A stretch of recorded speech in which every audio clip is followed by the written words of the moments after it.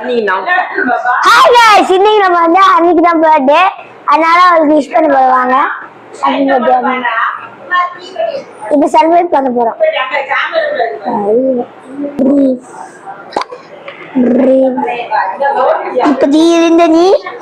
இப்படியா ஆயிட்டா அர்லி happy birthday.